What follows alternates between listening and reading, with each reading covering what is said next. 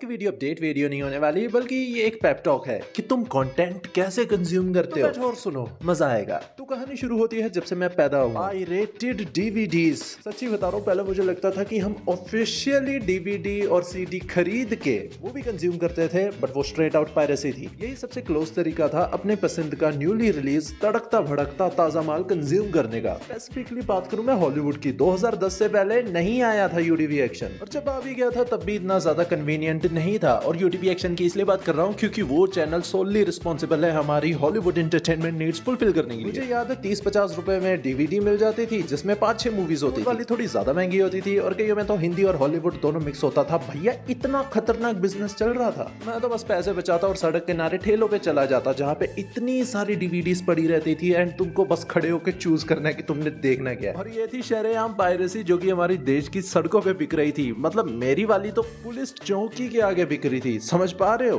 Police चौकी के सामने खड़े होकर चोरी का माल खरीद रहा हूँ। वाओ। एंड घर पे जाके बस डीवीडी प्लेयर्स या फिर लैपटॉप में डाल के मजे लेने का। लेकिन जैसे ही फ्री डिश का जमाना गया, घर में खुशियों की छतरी आई तो हमें यूटीवी एक्शन जैसे चैनल्स भी देखने को मिले, कंसिस्टेंटली न्यू मूवीज दे पा रहे थे। न्यू मूवी से मेरे कहने का मतलब है रिलीज के 1 साल बाद। लेकिन हमको काफी कंटेंट देखने को मिल रहा था जिससे पायरेटेड डीवीडीज की नीड कम फील होने लग पड़ी। पायरेसी ने भी अपने आप को इवॉल्व किया। डीवीडीज अब पेन ड्राइव्स में तब्दील हो चुकी थी जो कि बिक नहीं रही थी, बस दोस्ती यारी में ऐसे ही शेयर हो रही थी। मुझे नहीं पता एक पेन ड्राइव कितने घर घूमती थी, लेकिन जब भी पापा के दोस्त देखे जाते थे उसमें मस्त मस्त मूवी जरूर होती थी। अपना टीवी और पायरेसी दोनों साथ साथ चलता रहा एंड जिंदगी खुशहाल थी। मतलब रोज तुम एक अच्छी मूवी देख रहे हो बिना सिनेमा के चोदू बने तो मजा तो आएगा ही। फिर थोड़े हम और अपग्रेड हुए, हमारे पास स्मार्टफोन्स आए और एक नया मीडियम मिला मूवीज देखने का। ये है साल 2012-13 का, जहाँ पे 1 GB इंटरनेट 81 रुपीज में मिलता है। एंड इसमें पहली बार मैं डिस्कवर करता हूँ कि तुम ऑनलाइन पायरेसी भी कर सकते हो।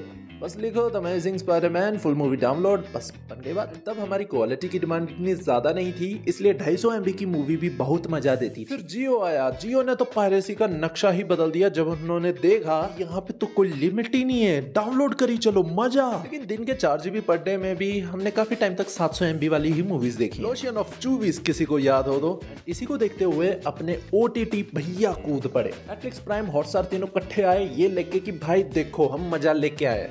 लेकिन लोगों ने साफ सीधा इग्नोर किया कि बेच महीने का 200 रुपया मेरा एल भरे। लेकिन जब कोविड आया लोगों ने सोचा कि अपनी सेविंग को किसी कन्वीनियंट जगह पे चैनल करते हैं जहाँ पे मूवीज देखने में मजा आए। एंड मजा तो आया, लेकिन वहीं से हैप्पीनेस का डाउनफॉल आना शुरू हो गया। अब देखो cut to 2024, India OTT space के लिए $5 बिलियन का मार्केट है। यहाँ पे एक्टिव 500 मिलियन यूजर्स हैं OTT के। टेलीकॉम्स ने इस पे काफी कंट्रीब्यूट किया है अपने बंडल प्लान्स लाके। अब तुम्हारी लेकिन कंटेंट देखने की आजादी जा चुकी है। अब मैं पर्सनल अपना बताऊं, मैं ये कहते हुए बिल्कुल भी खुश नहीं हूं, लेकिन पायरेसी करते वक्त मैं ज्यादा खुश था रेदर देन OTT सब्सक्रिप्शंस में। बात चलो पैसों की नहीं है, अगर आपने कुछ देखना है पैसे देने पड़ते हैं, ओके ऑलराइट। लेकिन अब आप कितनी सारी चॉइसेस में फंस गए। जब आपको पायरेसी करनी होती थी आपको पता होता था आपने क्या देखना है, आप वही देखते थे। अब यहाँ पे लिटरली मेरे पास हर एक OTT का सब्सक्रिप्शन है। पहले स्टेप में तो मैं यही सोचता रह जाता हूँ आज खोलूं क्या, सोनी खोलूं, हॉटस्टार खोलूं, जी खोलूं, प्राइम खोलूं, नेटफ्लिक्स खोलूं।